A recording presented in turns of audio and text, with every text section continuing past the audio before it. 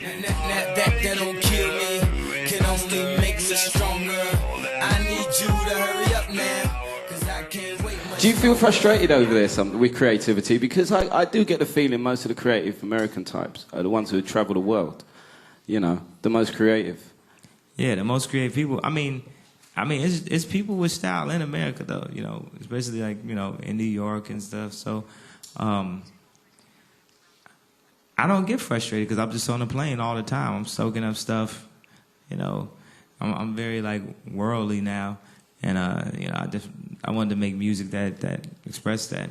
I always talk about one thing that's like mad politically incorrect that I said in interviews, but it's never been printed and stuff, so I haven't got a chance to get the backlash from the statement.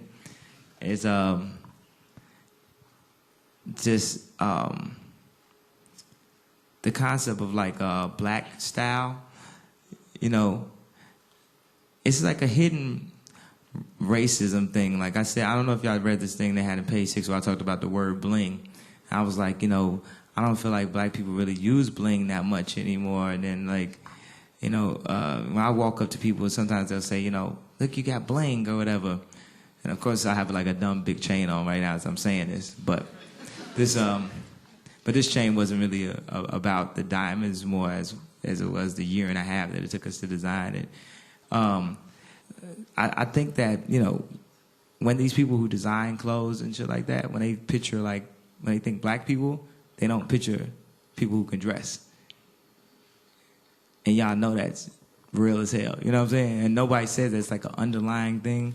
So it's like, I'm trying to beat that, but do it in my way, like, nigga, I could dress just as good as y'all, and I got a big ass chain on, and you could call it this, y'all could call it bling, and it's like, it's the boundaries that I'm trying to break with music, with stadium performances, with interviews, with performances, with the way I dress, with everything, with videos, to just break down, to just constantly keep on breaking down. It's all the different layers. It's still a bunch of layers. And that's when I keep on saying, like, I think I'm that guy that can do it. I used to always say, like, I'm as close as Dead Prez will ever get to MTV. Excellent. It's what you all been waiting for, ain't it? What people pay paper for, game it. They can't stain it, they want something new. So let's get reacquainted. Became the hood favorite, I can't even explain it. I surprised myself too. Life of a dawn, lights keep glowing. Coming in the club with that fresh shit on, with something crazy on my arm. And here's another hit, Barry Bonds. Language right now, lyrics and hip-hop seems to be under the spotlight quite a bit, and it seemed like you slipped earlier with the N-word and then replaced it with person. What is your views on the whole N-word and lyrics generally in hip-hop?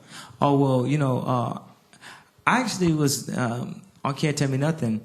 I just, I use the word out of just being tasteful, like if I open a song, I always used to try to like open a song without like using a lot of cursing in the beginning of the song or like saying something that's offensive to a lot of people, because just like your opening of the song is just like talking to somebody, and you're not gonna just walk up to somebody just randomly like, hey, bitch, what's up?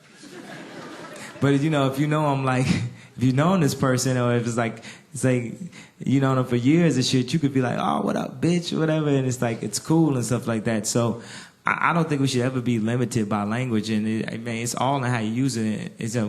You can use something, and it comes off having like a negative meaning that's supposed to be positive, like somebody is dressed completely bad, and you're like, yeah, you look pretty nice today, or whatever. It comes off like a whole different way. It's all in the way you use words, and I never allow somebody to tell me, how to use words. And I thought that was so dumb of us, the black people that like rallied against Snoop and shit, to let Don Imus somehow like tell us, to take money out of another black man's mouth for like using the word nigga or entertaining. And it's like, it's not like people, I mean, it's just a bigger issue, but it just seems like every now and then black people could just get riled up around like the N-word, but why don't you get riled up about not having good enough schools and or too many people in jail and a different thing like that? It's like for Don Imus to try to, but he knew he he knew the mentality that you're dealing with because, you know, as black people, I realized they were very closed-minded. That's like one of the reasons why we like very like definitely like homophobic and we're very closed-minded when it comes to religion. Like we feel like, you know, a lot of black people feel like all atheists are going to hell. If you're not a black Muslim, you feel like Muslims are going to hell, blah, blah, blah. You know, like we're just a very closed-minded people. So if you could just hit a button like that, it can like sometimes erupt and make a whole group of people be walking down the street talking about stop the N-word. As soon as we flipped this Q&A right and it said, is there any other questions you'd like to ask the audience, Kanye? The best focus group in the world ever. Yo, man, I do appreciate that. I mean, what was you guys' opinion of, put it like this, what were your expectations? What type of sound did you think the album was going to have? Did you think it was going to be all really fast songs? Were you under a perception that, okay, he dropped Stronger and now it's going to be like 8 of these, like when Madonna goes in on the album and she takes a sound and just, it's that times 10 and shit? Were you all surprised to hear still Anyone have like really question? real songs on it? Or did you think... Yeah, I was definitely surprised. I was expecting, because say you were moving to a new genre way of doing, you know, hip hop. I was expecting a lot more like Stronger. I thought you're really going to take it there. I thought it was a good direction, but I was blown away by the album, and I think lyrically you've like taken it to the next level. They used to feel invisible. Now they know they invincible. Hey. Champion.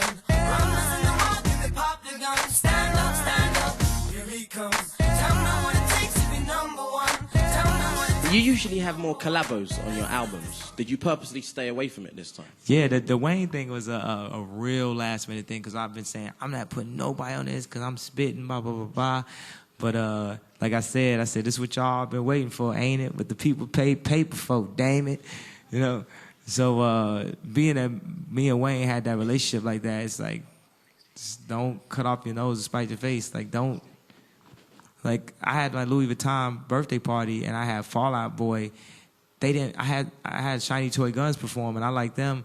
But Fall Out Boy came to the party, and Pete is my boy, and I'm like, why the fuck didn't I just? They would have sent it up. Like, Fall Out Boy is mad big at the Louis Vuitton. Why didn't I have him do that? So I'm like, man, I talked to Wayne and shit. I got Wayne on, fuck it. I should just use Wayne on something like, because, you know, that would just been like a pride thing. I'm going to show you guys I'm a real rapper. Like, and I don't have to have anyone. But if it's good, it's good. So Would you, if Jay-Z said, I want to respond to Big Brother, like almost have a remix with Jay-Z responding to what you said, would you say, all right, let's do it? Or would you? Yeah, man, we got the Pro Tools file back at the studio. It's, we can open it up. Yeah. But I think, man, Big Brother, though, I don't know what I'm going to do after that. I might, that there's no way to make something that connect, like I said before, because Jay-Z was so important to people also. It wasn't just who he was to me. So I can make a song like, you know, people say, that's your roses. And I'm like, but, you know, people connect because their grandmother's important to them. My grandmother's important to me. But they didn't know my grandmother. Like when I said, hey, Chick, they thought I was being disrespectful. They didn't know that my grandmother's name is Chick.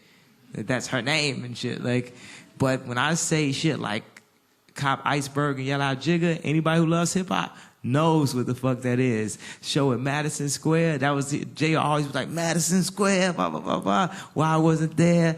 Like, certain lines just connect. It's so nostalgic in so many hip-hop reasons and shit. Like, it was a way of bringing back a clever way to give you a really nostalgic song. I felt one of the reasons why I had to say the reason I brought Stronger out as a single over, say, like The Glory or Champion, right? Those are too easy. And then I start drifting off into this is what we get from Kanye. This is what we expect and shit. It's almost like if your girl just kept her hair the same way every day and shit. You might just look at another girl that's not even as bad as your girl just because I'm sick of that shit, you know what I'm saying? But then, you know, if you bring out Strong, you bring out these other records, maybe it's more of an uphill battle. It's not an instant win, you know, but it's like a new artist, and you become like this new artist again. It's more excitement. It's like, we can't wait for this album and stuff. So I want to say that in closing. Okay, and that's the best way you could possibly close. I think it's been a fantastic evening, everyone. You've been privy to one of the best hip-hop albums. we've ever heard. The Graduation out on September the 10th, Mr. Kanye West.